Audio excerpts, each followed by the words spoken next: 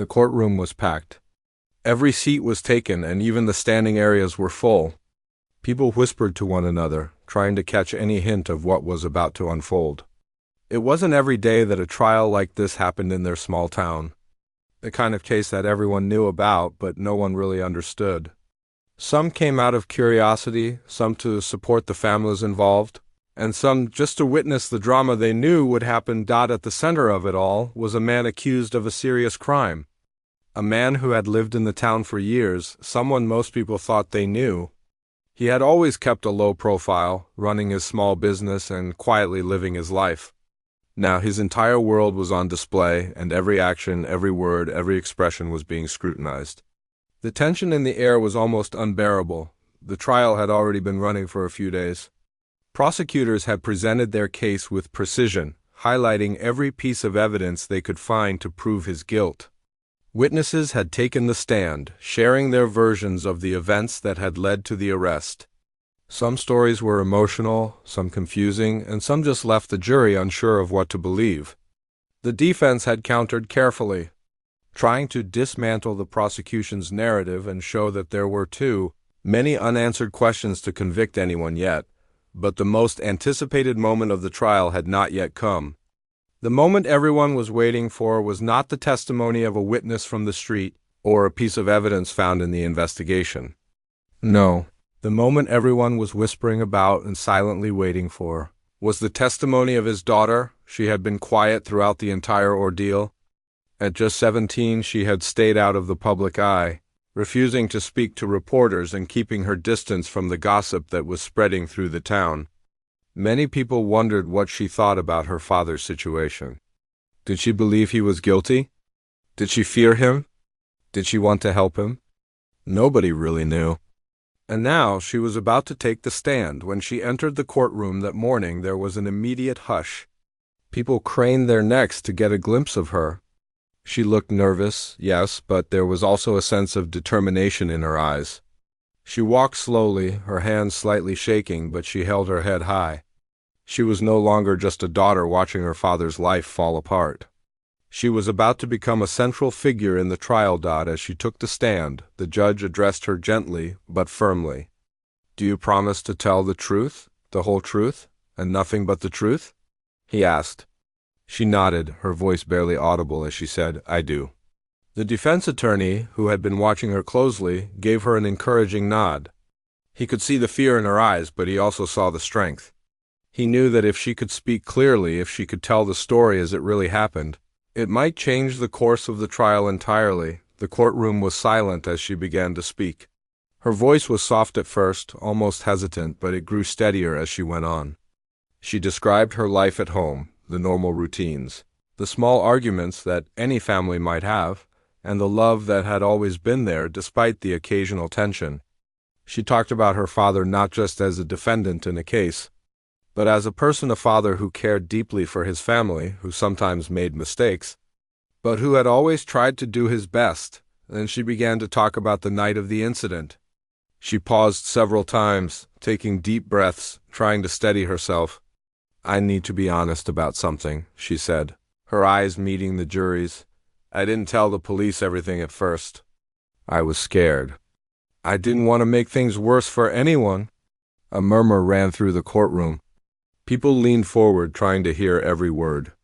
She continued, explaining that she had been somewhere she wasn't supposed to be that night, meeting a friend without her parents' permission. She hadn't meant for anything bad to happen, and she hadn't wanted to get anyone in trouble. But because of where she had been, the timeline that the prosecution had presented didn't make sense. Then came the moment that made the entire courtroom hold its breath. She pulled out her phone and showed a video that she had taken that night. The video had a timestamp, showing the exact time and location of her father making phone calls and walking the streets looking for her. She explained how he had been trying to find her, concerned for her safety. Completely unaware of the events that were being described by the prosecution, the room was stunned. Some people gasped. Some whispered to each other in disbelief. Even the prosecution team looked momentarily shaken. They had not expected this testimony. They had thought the daughter might confirm their version of events, or at least provide information that could be used against her father. Instead, she was telling a story that could completely change the direction of the trial. She described in detail how she had been too scared to come forward with the video at first. She didn't want to betray her father, but she also didn't want anyone to be wrongly accused. She had kept it to herself, carrying the burden of knowing the truth while watching her father's life unravel. Speaking now was terrifying, but she knew it was the right thing to do. The defense attorney asked her questions carefully, allowing her to explain without putting too much pressure on her. Each answer she gave was measured, sincere, and heartfelt. It was clear to everyone in the courtroom that she was speaking from experience, from memory, and from a deep sense of responsibility. The prosecution tried to challenge her testimony, suggesting that the video might not be authentic or could have been manipulated. But the daughter was prepared. She had already had experts verify the metadata on her phone, confirming that the video could not have been altered. Her honesty and preparation left little room for doubt as she stepped down from the stand. There was a noticeable shift in the atmosphere of the courtroom. The tension that had been heavy for days now felt different. People whispered in awe, and even the judge seemed to take a moment to process what had just happened. The daughter had not only given a clear account of the events, but had also demonstrated courage that few could match. Outside the courtroom, reporters and onlookers discussed what they had just witnessed. Everyone agreed on one thing: the young woman's testimony had changed everything. It wasn't just that she had provided an alibi for her father. It was the way she had done it, honestly, bravely, and with a sense of integrity that was undeniable. For the father, the impact was immense. Sitting quietly in the courtroom, he had tried to contain his emotions, but tears filled his eyes as he realized that his daughter had stepped forward to protect the truth, even at great personal risk. He felt a mix of relief, pride, and overwhelming gratitude. He knew that whatever happened next, his daughter had already done something remarkable, something that went beyond the courtroom, beyond the trial, and straight into the heart of what it meant to be honest, responsible, and courageous. The first part of the trial concluded with this moment. The daughter had taken the stand and shaken the very foundation of the case. People left the courtroom talking, analyzing, and trying to imagine what would happen next. Lawyers went back to their offices, planning strategies to adjust to this unexpected development. And in the quiet spaces of the courthouse, the young woman reflected on what she had done, realizing that speaking the truth, no matter how difficult, was always worth the risk. It was a beginning, a moment that would shape the rest of the trial and, in many ways, the lives of everyone involved. But for now, all anyone could think about was the bravery of a daughter who refused to stay silent, even when the world seemed to be watching her every move. The next day in the courtroom, there was a buzz of conversation. Everyone was still processing the shock of the previous day's testimony. The daughter's unexpected revelation had turned the trial upside down. People who had initially believed the man to be guilty were now wondering if they had made a huge mistake. The air was thick with anticipation. Would the prosecution be able to recover, or had the defense just won the battle? It was a quiet morning as the defense team arrived early, their faces tired but determined. They had been working late into the night, making sure they were ready for whatever the prosecution might throw at them. The defense attorney, who had been guiding the daughter through her testimony, was feeling a mix of pride and nervousness. He knew that her words had been powerful, but he also knew that the next phase of the trial would be critical. The prosecution team, on the other hand, was scrambling. They had thought they had the case in the bag. They had prepared every argument, presented all their evidence, and believed they were on the brink of a conviction. Now they were in damage control mode, trying to figure out how to counter the bombshell that had been dropped in court. Their plan for the day was to discredit the video, discredit the daughter, and do whatever they could to regain the upper hand. As the courtroom filled again, the atmosphere felt different. There was a sense of tension that wasn't there before. People who had been quiet during the first day of the trial were now openly discussing the testimony. Some were still convinced the man was guilty. Some were now questioning everything. And the daughter, the person at the center of it all, was sitting quietly in the back of the courtroom, her eyes glued to her father. She wasn't sure what was coming next, but she knew that whatever happened, she had already done what she thought was right. The judge entered, and everyone stood in respect. The court was called to order, and the prosecution began their cross-examination of the daughter's testimony. They called their first witness a technology expert who had been hired to examine the video. He was confident in his analysis. He would prove that the video could have been tampered with, that the metadata might have been altered, and that it couldn't be trusted. The prosecution's strategy was clear. They needed to cast doubt on the video and the daughter's credibility if they wanted to. Salvage their case, the expert took the stand and began, speaking in technical terms about how the video could have been manipulated. He pointed out small details in the metadata that, according to him, suggested the video might not be genuine. Some in the courtroom were impressed by his knowledge, while others were confused by the jargon. The defense, however, wasn't worried. They had already anticipated this line of attack and had prepared a response. The defense attorney stood up to question the expert. His voice was calm, confident, but there was a sharp edge to it. "Are you saying that the video has been altered?" he asked. "Or are you simply suggesting that it could have been altered?" The expert hesitated for a moment, caught in the question. "Well," he began, "it's possible that the metadata has been manipulated, but you can't say for sure, can you?" The defense attorney interrupted. The expert shifted in his seat. "No, I can't say for certain." The defense attorney smiled slightly. "Exactly. And in this case, certainty is what we need. You can't prove that the video was altered. You can only suggest that it might have been.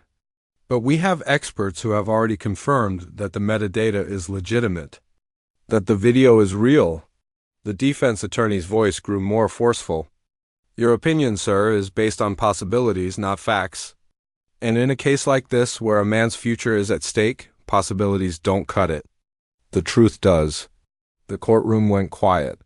The prosecution had failed to discredit the video, and the defense had just made a powerful point. The daughter sat back, feeling a slight sense of relief. She knew her father was innocent, and now she felt like there was a real chance he would be cleared of the charges. But the prosecution wasn't finished yet. They weren't about to give up without a fight. They brought in another witness, a friend of the daughter's who had been with her the night of the incident. The friend was nervous, but she confirmed the daughter's story about meeting up with her. She described how the two of them had spent time together in a secluded area, away from the streets, and how they hadn't heard anything unusual happening nearby. She didn't have much more to add, but her testimony was another piece in the puzzle that the prosecution was trying to build. The defense attorney took the opportunity to ask the friend a few questions. "So, you were with the daughter all night, correct?" "Yes," the friend replied, nodding. "We were just hanging out, talking, nothing special." "And you didn't hear anything out of the ordinary?" The defense attorney pressed. "No," the friend said, shaking her head. "It was just a normal night. I didn't hear anything happening near the streets. Nothing that would have been related to the incident." The defense attorney turned to the jury. "So, if the daughter and her friend were far from the scene, how could she have been involved in anything? How could she have known what was happening, or even been a part of it?" The question hung in the air for a moment, and the courtroom fell silent. The jury seemed to be thinking hard about what they had just heard. The prosecution had made an effort to bring in the friend as a witness, but it seemed to be doing more harm than good. With the defense having made such a strong case, the prosecution now needed to dig deeper, but their attacks weren't having the effect they had hoped for. The daughter's testimony had been compelling, and the expert witness had only cast doubt, not provided a solid case. The defense team knew they had the advantage, but they weren't going to let up. They continued to press their points, ensuring that every argument was airtight. As the day went on, it became clear that the courtroom was changing. The focus was shifting from the evidence presented by the prosecution to the powerful statement made by the daughter. Her courage had already changed the course of the trial, and now it was up to the jury to decide what they believed. The daughter herself sat quietly, occasionally looking over at her father. He had never asked her to lie for him, never pressured her to hide the truth. He had always treated her with love and respect, even during their hardest times. And now, when everything seemed to be falling apart, she had stepped forward. She had told the truth. No matter the cost, the defense attorney concluded his questioning and sat back down, confident that they had done all they could. The prosecution had one more chance to rebut, but as the hours passed and the courtroom began to empty for the day, it was clear that things weren't going in their favor. The jury had listened intently, and it seemed like they were starting to believe the daughter's version of events. Outside the courtroom, the atmosphere was just as tense. Reporters crowded around, trying to get a comment from anyone connected to the trial. Some believed the man would be acquitted, others thought the prosecution still had a chance. The next day's proceedings would be crucial, but for now, it seemed that the daughter's testimony had made all the difference. For her, the weight of the day's events was starting to sink in. She had just put her family's future on the line. But as she walked out of the courthouse, she felt a sense of peace that she hadn't felt in a long time. No matter what happened next, she knew she had done the right thing. And in the end, that was all she could do. The courtroom felt different now. The energy had shifted. It was no longer the same tense atmosphere that had hung heavy over the previous days. People were beginning to wonder if the defense had really turned the case around. If the daughter's testimony had actually been enough to tip the scales. For the first time, there was a glimmer of hope in the air, not just for the defendant, but for the daughter, too. It was clear that her courage had made an impact. The prosecution, however, wasn't ready to back down just yet.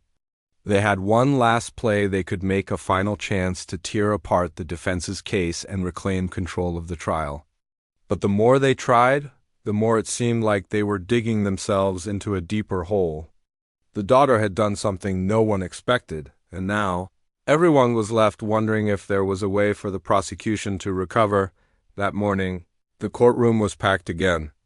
The buzz from the previous day's events still hung in the air. Reporters filled the benches, eager to get any insight or soundbite. People were talking, but the words were different now. They weren't speculating about guilt or innocence. They were asking, could she be right? Could the father really be innocent? And that was a shift the prosecution didn't want. The day started with a statement from the prosecution, an attempt to regain the upper hand. They focused their argument on the fact that while the daughter's testimony was compelling, there were still too many questions. They asked the jury to keep their minds open, to not be swayed by emotions or the undeniable love of a daughter for her father. Feelings can cloud judgment, the prosecutor said, standing tall and addressing the jury with a stern face. This is not about what we wish to be true. This is about the facts. But despite the prosecutor's commanding presence, there was something different in the courtroom now. The daughter's words, her honesty, her bravery had left a mark. The jury seemed less convinced by the prosecutor's appeal to logic and reason. In fact, they looked at each other with uncertainty, their eyes shifting from the prosecutor to the defense team. They had heard something that resonated with them. They had seen the daughter's pain, and her truth had seemed real. The defense, sensing the shift, didn't waste time. They stood up to rebut the prosecutor's statement, but they weren't about to take the same approach. They didn't need to repeat what had already been said. Instead, the defense spoke simply, with a calm and steady voice, telling the jury that there was no reason to doubt the daughter's testimony. Sometimes the truth is simple, the defense attorney said, his voice carrying across the room. It doesn't need to be complicated or wrapped up in legal jargon. It's the truth, and we've seen it. We've heard it. And it's clear. The defense team had done their homework. They presented new evidence that backed up the daughter's version of events. They showed the jury surveillance footage from a nearby street that matched the time of the video the daughter had shown. They introduced phone records that confirmed the calls the father had made while searching for his daughter. Each piece of evidence fit together like a puzzle, pointing to one conclusion. The father could not have been at the scene when the crime occurred. The prosecution, growing more desperate, tried to argue that the footage didn't prove anything. They claimed that it was just a coincidence, that the father could have been anywhere, that the phone records didn't tell the whole story. But the defense had already anticipated these objections. They had experts ready to testify, people who could verify the footage and the phone data with certainty. They asked the experts to take the stand and explain in simple terms how everything lined up perfectly. It was a blow the prosecution wasn't prepared for. The expert explained in clear, easy-to-understand language how the father's phone had been in one location, the daughter's video had been taken in another, and the two couldn't possibly have intersected. It was impossible for the father to have committed the crime, even if he had wanted to. The facts, once again, were pointing in the father's favor. By the end of the day, the prosecution was visibly shaken. Their arguments seemed weaker, their witnesses less credible. The defense, on the other hand, was confident. They had made their case, they had shown the jury the truth. And now all they had to do was wait. The daughter, who had sat quietly throughout the day, was beginning to feel the weight of everything that had happened. The trial had stretched on for so long, and the emotional toll was beginning to show. She had done what she believed was right, but now, as she sat in the courtroom, she wondered what would happen next. Would the jury believe her? Would they understand? Her father, sitting beside her, seemed different. There was no longer the anxious, tight-lipped man who had entered the courtroom at the beginning of the trial. Instead, there was a sense of relief in his posture. The tension in his shoulders had loosened. His eyes, which had once been filled with fear, were now focused and determined. He wasn't free yet, but it seemed like they were on the right path. The truth, after all, had a way of finding its way to the surface. After the court session ended for the day, the daughter found herself standing outside with her father.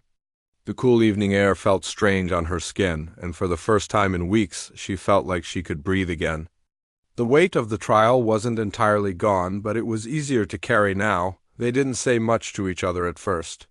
There didn't need to be words. They both knew that things were changing. The daughter looked at her father, who smiled gently at her. It wasn't a smile of triumph or victory, but a smile of relief. He had always been there for her, and now she had been there for him. They had both walked through the fire, and the worst of it seemed to be over. "I'm proud of you," he finally said.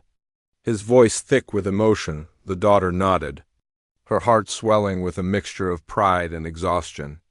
"I just wanted the truth to come out." "And it did," her father said, his hand resting on her shoulder. "You did the right thing. I don't know how to thank you." She looked at him and smiled softly. "You don't have to thank me. I just did what I had to do." The following days in the courtroom were quiet but tense. The defense had made their case, and now the jury had to deliberate.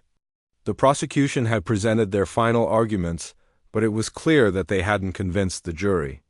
They had failed to discredit the defense's evidence, and the truth, in all its simplicity, had taken center stage. The jury spent hours deliberating, and outside the courthouse, the reporters camped out, waiting for any updates.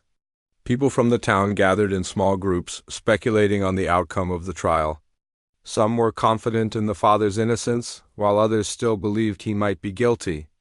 But as the hours passed, more and more people seemed to lean toward the idea that the daughter's testimony had been the turning point. Finally, the jury returned to the courtroom. The judge called for order, and the room fell into a hush. The tension was palpable. The daughter sat nervously beside her father, her fingers trembling slightly. They both knew that the decision was out of their hands now. They had done all they could, and now they had to wait. The foreperson stood, holding the verdict. "We, the jury, find the defendant." The words seemed to hang in the air forever. The courtroom was completely still, every single person holding their breath. "Not guilty." There it was. The words they had both been waiting for, and yet, when they finally came, they didn't feel as triumphant as they thought they would. It wasn't about victory or defeat anymore. It was about the truth. And the truth had set things right. The father looked at his daughter, his eyes full of gratitude. She smiled, knowing that she had done what needed to be done. The trial was over, but their lives would never be the same again. They had faced the storm together and come out stronger on the other side. And for the first time in a long time, They both felt that peace, the peace that comes with knowing you've done what was right, no matter the cost. The verdict had been delivered, but the weight of everything was far from lifted. For the father, the relief of being found not guilty was a burden in itself. The courtroom had erupted into whispers and murmurs when the decision was announced, but for him, the moment felt almost surreal. He couldn't quite believe it, couldn't fully grasp that his life had been torn apart, only to be pieced back together. He was free, yes, but the scars left by the trial weren't going to disappear overnight. The daughter, too, felt the quiet rush of relief, but it was a different kind. She had done what she thought was right, but now she wondered how the world would see her. Would people still think of her as the girl who helped her father? Or would they remember her as the person who had taken the stand and said the things they didn't want to hear? She'd saved him, but in doing so, she had placed herself in the center of a storm as they walked out of the courthouse. Side by side, the weight of the media outside hit them. Cameras flashed, microphones were thrust in their direction, and reporters shouted questions. It felt overwhelming, even for someone who had grown up in the public eye. The father instinctively put his arm around his daughter, pulling her close to shield her from the chaos. "We just want some space," he said firmly to the reporters. His voice tired but resolute, the daughter nodded, pressing her face into his coat, hoping the whirlwind outside would calm down. She wasn't sure how to deal with the attention. It was one thing to be in the courtroom, where she had been focused on truth and family. But now, with the whole world watching, it felt like everything had shifted. She wasn't just a daughter anymore. She was the person who had changed the course of a trial. People were going to have opinions, and opinions could be harsh. The reporters didn't relent, though. They continued to shout questions, their voices sharp with urgency. "Do you think your testimony made a difference?" One asked, his microphone shoved almost too close. The daughter wanted to say something, anything that would make the world stop staring. But the words felt stuck. She wasn't sure if she was ready to talk to the world, not yet. She wanted time to process it all, to let the gravity of the situation settle before she had to speak publicly. She felt like she was still catching her breath from the trial itself. Finally, her father spoke again, his tone much softer than before. "We're just trying to move on. We'll talk when we're ready." He steered her away from the crowd, guiding her through the chaos toward the car. Once inside, the silence between them felt strange. They had both been through so much, yet they hadn't said much to each other since the verdict. The father focused on starting the engine, his hands tight on the steering wheel, while the daughter stared out the window, her thoughts spinning. "I didn't expect it to feel like this," she said quietly. Breaking the silence, her father glanced at her, his face tired. "What do you mean?" I don't know, I thought that when the trial was over, it would feel better," she said, her voice trembling slightly. "Like everything would just go back to normal." He sighed, his eyes still on the road. "Normal isn't coming back, sweetheart. Not like it was. But that doesn't mean we don't get to have peace again." She nodded, though she wasn't sure she believed him. Peace felt distant. The whole experience had left a mark on her, one that would take a long time to fade. As they pulled into their driveway, the father turned off the car and sat for a moment, gathering his thoughts. The house loomed before them, quiet and still. It was strange to come home after everything that had happened. It felt empty, like the walls were holding secrets they couldn't shake. "We're home," he said softly. The daughter didn't respond immediately. She stepped out of the car, her feet dragging slightly as she walked toward the front door. When they entered, everything felt quieter than it had before. There were no celebrations, no joyous moments. They were both too exhausted for anything other than the quiet weight of the moment. Inside, the daughter went straight to her room, needing to be alone for a while. The room was the same as it had always been, familiar yet different now. She lay down on her bed, staring at the ceiling, her mind replaying every moment of the trial. She had stood in that courtroom and spoken the truth, but it had cost her. She had seen the way the world had looked at her when she gave her testimony, as if her words had the power to change everything. And they did. But was that enough? Meanwhile, her father was sitting in the living room, the weight of the past few weeks pressing heavily on him. He had wanted to protect his daughter, to shelter her from the mess that had been made, but he couldn't. She had stepped forward and given her testimony, and in doing so, she had become part of the story. His heart swelled with pride for her, but also with worry. He had tried to protect her from the harshness of the world, but now, the world knew her name. He thought about their future, about what came next. The trial was over, but life wasn't simply going to reset. Things had changed, and though he was free, the scars of the trial would remain. A few hours later, after some time alone to reflect, the daughter came back downstairs. She found her father sitting at the kitchen table, his head in his hands. She could tell that the events of the past few weeks were taking their toll on him. "Too, Dad," she said softly, sitting down next to him. "Are you okay?" He looked up, his eyes tired but grateful. "I'm just trying to process it all. I don't know if I'll ever really get over what happened." The daughter nodded, understanding. She wasn't sure if she would ever get over it either. But what she did know was that they had survived it together. They had both faced the storm, and while it hadn't been easy, they had come out the other side. She reached over and took his hand, squeezing it gently. "We'll get through this," she said, her voice steady. He smiled faintly, but it was a tired smile. "You're right. We will." The next few weeks passed in a blur of headlines, interviews, and a quiet kind of healing. The town had mixed opinions about the trial's outcome. Some people praised the daughter for her courage, while others still whispered doubts about the family's involvement in the whole ordeal. But for the father and daughter, the most important thing was that they had each other. They could block out the noise, they could ignore the opinions of others, and they could begin to rebuild their lives. The media attention eventually faded, but the emotional toll remained. The daughter started to feel a little lighter each day. She talked more with her father, and they began to find their rhythm again. The house that had once felt so empty after the trial began to feel full of life once more, but the scars of the trial weren't easy to erase. There were nights when she would lie awake, her mind racing with thoughts of the courtroom. And her father, he still woke up in the middle of the night, his mind flashing back to the terrifying moments when he thought he might lose everything.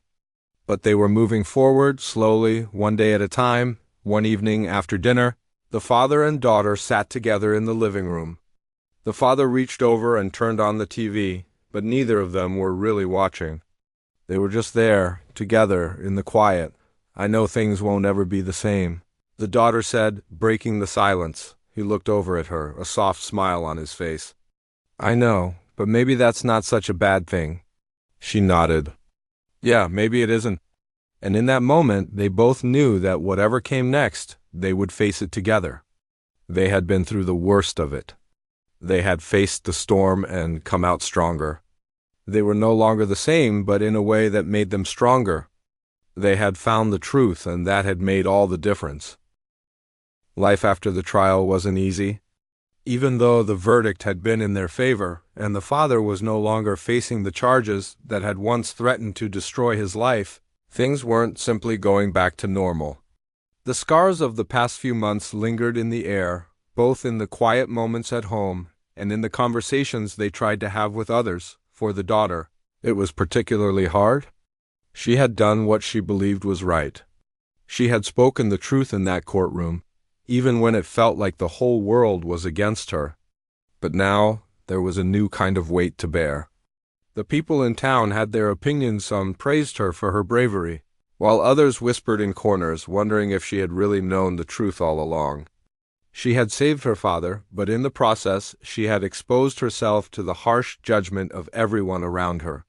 The truth, no matter how honest it was, wasn't always the most comfortable thing to share. At home, the father did his best to reassure her, to help her feel like everything was going to be okay. But even he knew that it wasn't going to be easy. He had felt the weight of the trial too, the nights spent awake, wondering if the truth would ever come out. The long, lonely hours in the courtroom trying to hold on to hope.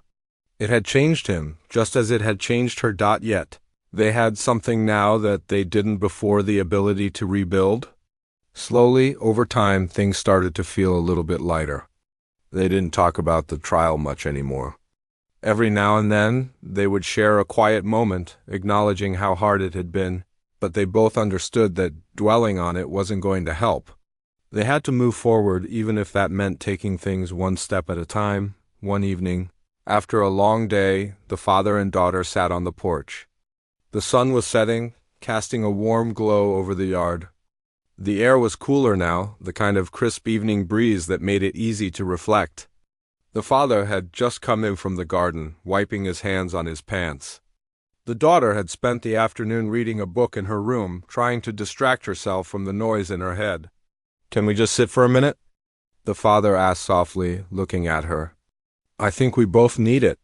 She nodded and walked over to join him. They didn't speak at first, just sat together in silence, watching the sky change color. It felt peaceful out here. For the first time in a while, the daughter didn't feel the weight of everything pressing down on her. Here on this porch with the sounds of the world around them, it felt like there was no trial, no reporters, no courtroom drama. It was just them, father and daughter. After a few moments, the father cleared his throat. "I've been thinking a lot," he said, "about how things have changed and how much we've been through. I don't know what the future holds, but I'm proud of you. I hope you know that." The daughter looked over at him. His voice was steady, but there was a hint of vulnerability in his eyes. "Thanks, Dad. I don't know if I'm proud of myself yet, but I guess I'm learning." Her father smiled faintly. "You should be. You did what was right, no matter how difficult it was. That's something not everyone has the courage to do." She nodded. "I know, but I think it'll take time for me to really accept that I made the right choice. It's been hard, you know?" He understood. She didn't need to say anything else.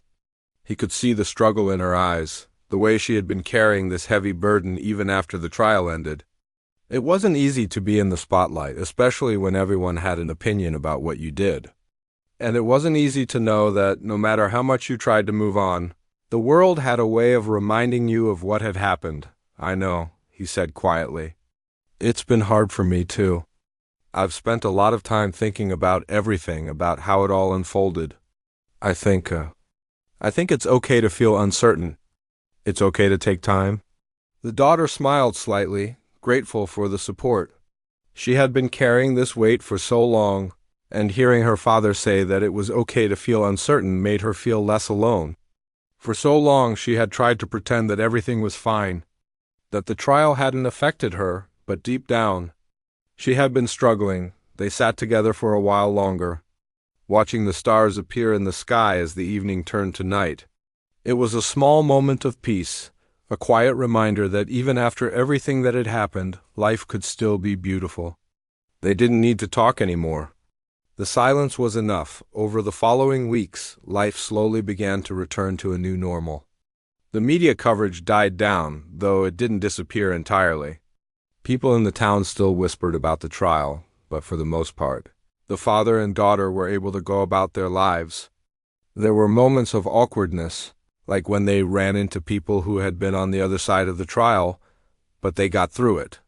Slowly, they both started to find their footing again. The daughter went back to school, though it wasn't the same as before. She had been away for a while, dealing with the trial and everything that came with it. Returning to her old routine wasn't easy, but she found solace in the familiar faces, the quiet moments with friends, and the simple distractions that life outside of the courtroom could offer. Her friends were supportive, though they didn't fully understand what she had been through. Some of them still asked questions, still tried to figure out the details of the trial, but she didn't mind.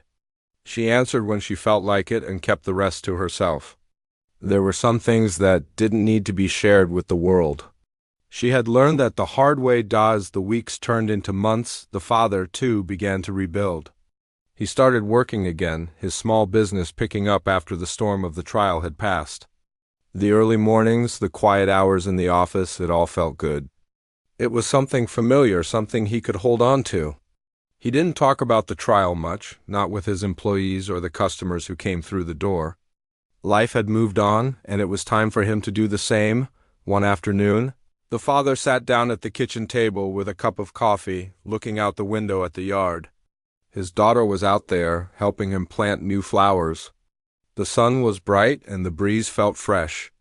There was something about it all that made him feel hopeful again.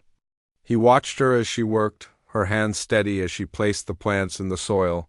Her face relaxed for the first time in a long while. It was strange to think about how far they had come. Just a few months ago, their lives had been consumed by the trial, by the chaos and uncertainty. And now, here they were finding peace, finding a way to move forward. Everything's going to be okay. He thought to himself, more to reassure himself than anyone else. They had made it through the storm. They had faced their fears, their doubts, and come out on the other side. It wasn't perfect, and it never would be. But they had each other, and they had the truth. Later that evening, as the sun set and the air turned cool again, the father and daughter sat down to a simple dinner. It was just the two of them, like it had always been. They didn't need to say much. They had learned that sometimes silence was the best way to be together. As they ate, the father looked over at his daughter and smiled, a smile of quiet pride. She might not have realized it yet, but she had changed the course of their lives. She had stood up for what was right, even when it felt like the world was against her. And in doing so, she had made a difference not just for her father, but for herself, too. The daughter looked back at him, a small, soft smile on her lips. Maybe they hadn't completely moved on from the trial, but they were moving forward. Slowly, surely, they were finding their way, and for the first time in months, she felt like things might just be okay after all.